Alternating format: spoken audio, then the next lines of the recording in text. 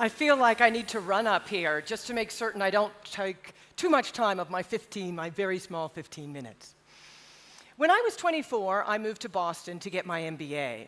I was one of 800 in an entering class. There were 9 sections that were each allocated a lecture hall. Now, these lecture halls were big amphitheater rooms, and there was much discussion at registration of where you were going to sit, because it was going to be your seat for the year. It was the professors who moved around, not us. Right in the front was the worm deck. Way back at the back, very far from the professor, was the sky deck. Great distance. Now, as I still couldn't figure out how I'd gotten accepted to Harvard, I thought, I'll be taking the sky deck. Let me keep my distance from that professor. Maybe he won't really be able to see me. Geez, I got that all wrong. And ironically, it was me who, in the first few weeks of school, was headed off to the eye doctor. But I will admit that when I finally put those glasses on, those scribbles at the front of the room finally made some sense. And that's what I hope I can offer you today, a new lens through which to view your marketing decisions, a more accurate lens to view your marketing decisions, with a basic understanding of how our mind processes information. I think you'll be very surprised by how much sense we can actually make of it all. But before we get to that, I want to take you all back to university days. Imagine you're studying at Stanford University in California, and you've all signed up to participate in an experiment run by Baba Shiv, a neuroeconomist. You come into the room, and you're all allocated into one of 3 groups. Not that you know it at the time. And loosely, just to make this easy, you guys over there are group number 1, here's group number 2 here, and there's group number 3 there. Group number 1 and 2. When you come in, you're handed a can of Sobe energy drink, and you're told that this will help you with the word problems you're going to be asked to solve in a few minutes. You're also given a form that you need to sign, basically given the authority to charge your university account for the Sobe that we've just given you. Then you're going to be asked to watch a movie for 10 minutes. Got to have a chance for that Sobe to take effect. The control group over here, I'm sorry, you don't get a Sobe. Okay, so you're now all handed a piece of paper with 15 scrambled words on it, and you're asked to unscramble the words. See how many words you can solve that you can find in the next 30 minutes.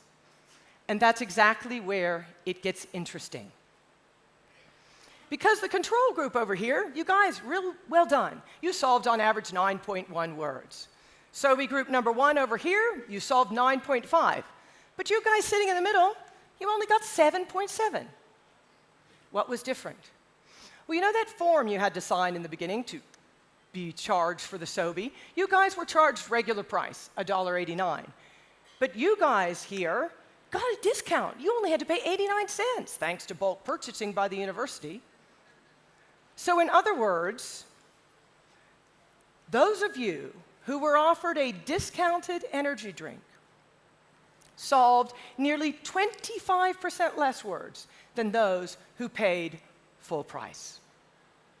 Now, by the way, if I asked any of you why this was happening, oh, you'd have terrific answers of why you did so poorly. Oh, I had a little too much to drink last night. Oh, I didn't get enough sleep. Not a single one of you would have told me that it was because I'd sold you a discounted energy drink. So let's go on to a few more interesting examples.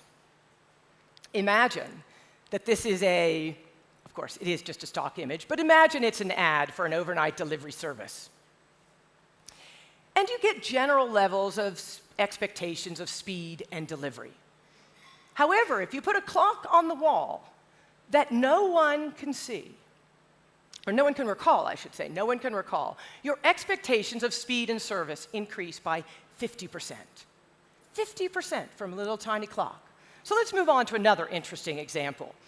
I ask you about an estate tax. 80% of you are for it. There we go. But if we change the name to a death tax, 80% of you are against it. A complete reversal. And on to my final interesting example. If you're standing anywhere near a Cinnabon store, or maybe even a Mrs. Fields Cookies, you're going to be 3 times more likely to help a stranger than if you're just standing by a traditional retail outlet. Now, all of these are fairly surprising. Why are they surprising? It's because we can't explain a single one of them with our marketing models. with everything we've been trained and everything, we can't explain them. We have to come to the naked truth that the models we were raised on and the models economists were raised on are wrong. That's the bad news. The good news is there's been a complete explosion in how the mind works. There's so much knowledge out there now. And the headline is, it doesn't work the way we thought it did. But why should you listen to me? Well, 20 years ago, when I came to this country, I had the good fortune of working with, thanks to the resources of the Coca-Cola Company, of working with Gerald Zaltman, one of the world's leading sociologists. He gave me the basics on how the mind works and completely piqued my interest, and as I was saying this morning, it actually changed everything. He launched me on a whole decades-long journey working with experts around the world to just understand how our minds work. It was fascinating to me. And it was all within the perspective of one question: what is most valuable to marketers? So, let me see if within a few minutes and 2 flip chart pages, I can tell you, drop this here, what I've learned. Let me just give you some headlines. You probably know the mind looks something like this. You probably also know it's full of neurons. You may not know there's 100 billion of them, but you know there's a lot of them. You probably also know that the power is not in the neurons, but it's in the firing synapses, the fact that lemons are hot. You're probably also aware of this thing called cognitive biases, these seeming irrational behaviors that we have that actually can be attributed to long ago mental connections. You're probably also aware of it, though you might not know it in these words, that we are of 2 minds. We have 2 modes of processing. There's our conscious, which is slow, deliberate, and effortful. I liken it to learning a second language. Je m'appelle Anne. There's our non-conscious processor that is fast, effortless, and automatic. Je voudrais aller en vacances à Paris. It happens in an instant. But here's where the problem is. Our non-conscious processor is the foundation of economic theory, which is the foundation of marketing theory, or I should say it has been.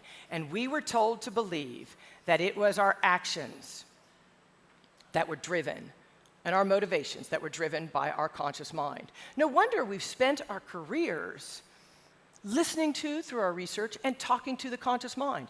It's what we thought drove actions. Sadly, that isn't the case. So what do I wish all marketers understood about the non-conscious processor? I wish they understood 3 things. 1, that our mind is associative. We make sense of the world by taking incoming data and connecting it to what's already in our memories. It really is a mental game of connect the dots. My favorite story comes from my son when he was 3 years old. A friend of mine drove up to the house in a convertible. Charlie'd never seen a convertible before, and he was very puzzled. He studied it, and then he turned to me with the biggest smile on his face, and he said, "Look, Mommy, a car with no hat." And in that instance, he demonstrated how our minds work, that we take the familiar and connect it, we take the unfamiliar, and connect it to the familiar. And by the way, we're doing it very quickly, in about 11 million bits per second, coming in through all of our senses. Now, by the way, we are a visually dominant species, so we're most comfortable with our sense of sight. With all these firing neurons over here, 2/3 of them are visual. We think in pictures. We don't think in words. So if you want to communicate with me as quickly as possible, even if they're rudimentary drawings, we think in pictures. The second, I can't even count, thought is primarily below our level of awareness. You know those 11 million bits that are coming at us every second? 50 are going into our conscious processor. 50. We like to use an iceberg to illustrate our mental processing, because it's just the tip that we can see. Less than 5%, the scientists tell us, are our conscious processor. I'll let you do the math to see just how much sits beneath our surface of awareness. But what's sitting in here in our non-conscious processor? It's our memories, it's our experiences, it's our stories, it's our sense of self, it's who we are. And it's constantly processing. But two important things you need to know. We don't have control of what's going on down there. Neither do we have access. So if you ask me why I do what I do, I'll give you a pretty good answer. But it's going to be my conscious mind trying to explain, because I have no introspection capabilities. I do not know why I do what I do. Which leads to the third thing, which is decisions are primarily a function of feelings, not thinking. Feelings and emotions are our signaling system between our conscious and our non-conscious processor. Tapping into my memories and memories and experience. Do I want to approach? Do I want to withdraw? Do I like it? Do I not like it? It's our signaling system to our conscious mind. Now, I do not want to suggest that our conscious mind does not get involved in our decisions, because it absolutely does. But it's a very minor role in comparison to our non-conscious processor.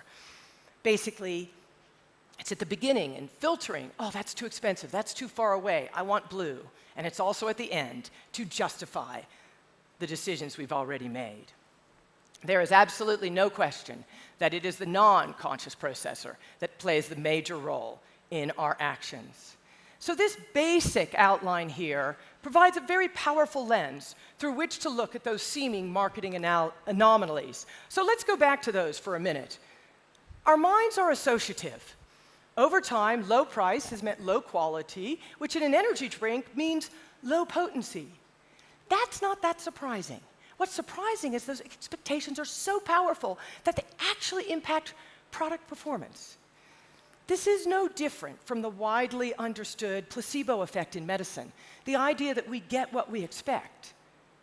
But come on, I bet you could change the formula of this and cut out half the caffeine, and it wouldn't even affect product performance. But how easily do we change pricing? How easily do we discount? That little tiny clock on the wall, it was coming in here, into your non-conscious processor with that 11 million bits of data. 50% improvement in speed and delivery and effectiveness of your ad through the non-conscious processor. Estate taxes, that's quickly triggering wealthy, quickly triggering, not me, you better believe I'm for that. Death taxes, whoa, that's a completely different chain of events. You better believe I'm against it. Words matter. The words you choose set off a chain of events that can impact your brands. And finally, whoops, a little too fast there. And finally, the smells of Cinnabon, the aromas, the baking. Of course it makes me feel good, and I'm going to help someone. But how many implicit messages are reaching your customer through all of their senses before they actually ever get to you, setting you up for an unexpected exchange potentially? I could go on through pages and pages of this, of examples, but I think you get the point. And the point is, it's our non-conscious processor that wields immense power. It is the drivers of our decision-making. So we're asked to come tell you what about the bottom line? Well, let me give you 3 things to think about. First of all, you can dramatically increase the effectiveness of your marketing messages by trying to understand what's going into your non-conscious processor. Look at all your marketing activities through the lens of all your senses with one question: what are you lighting up? And ask yourself if that's what you had intended. Second, be very deliberate and very detailed about those marketing research expenditures. If you're doing focus groups, online surveys, traditional surveys, you're talking to the 5%, and you are missing the 95% that drives the action. Have the courage to cut the budget. Take half of it to the bottom line, take the other half out to explore these new research methodologies that are very successful in surfacing what's hidden down here. Third, harness the power of your non-conscious processor. Our source of creativity lies in our non-conscious processor. You just have to find a way to access it. And the first thing you've got to do is put away your cell phones and find your mental playground, that consistent space with no distractions, that you have a chance for your conscious and your non-conscious processor to dance together. It's sitting there. You just have to tap into it. Today, I wanted to give you a view of the power of our non-conscious processor, what's really driving our actions and decisions. It's always been there. We've just never had the chance to see it. We've never had the lens to see it. And finally, I gave you a little taste into my journey, but now it's your turn to start your journey. And there's loads of options on how you do it. Is it a good book? And there are plenty of great ones out there now. Is it webinars, seminars, podcasts, TED Talks? They're all there. There are plenty of options for you to start this journey. But as Daniel Kahneman, who is the man who first proved to us that decisions are not rational and earned a Nobel Prize in the process, as he taught us, disbelief is not one of those options. Thank you.